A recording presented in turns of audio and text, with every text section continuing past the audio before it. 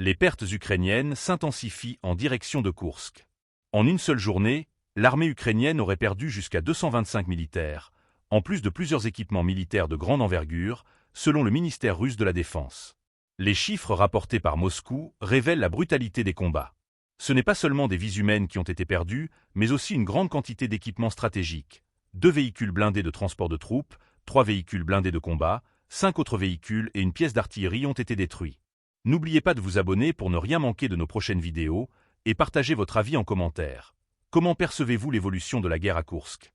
Le rapport précise également que cette journée n'est qu'un exemple parmi d'autres d'une série de pertes accumulées dans cette zone de guerre où l'Ukraine se bat pour défendre son territoire face à l'invasion russe.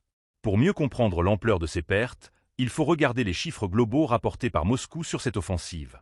Depuis le début des combats autour de Koursk, plus de 47 000 soldats ukrainiens auraient été tués. Le bilan matériel est tout aussi accablant. 263 chars, 204 véhicules de combat d'infanterie et plus de 146 véhicules blindés de transport de troupes ont été détruits. À ce nombre impressionnant s'ajoutent 1393 véhicules blindés de combat, 1321 véhicules, 340 pièces d'artillerie et un arsenal de lance-roquettes multiples, dont 11 HIMARS, 6 MLRS fabriqués aux États-Unis et 14 lanceurs de missiles anti-aériens. Les pertes ne s'arrêtent pas là. En plus de l'équipement lourd, les Russes rapportent avoir détruit des stations de guerre électroniques, des radars de contre-batterie et des unités d'ingénierie ukrainiennes, notamment des véhicules de déminage et des équipements de réparation blindés. Le tableau est accablant et met en lumière l'intensification de cette guerre, avec une Ukraine qui perd chaque jour davantage de soldats et de matériel stratégique essentiel.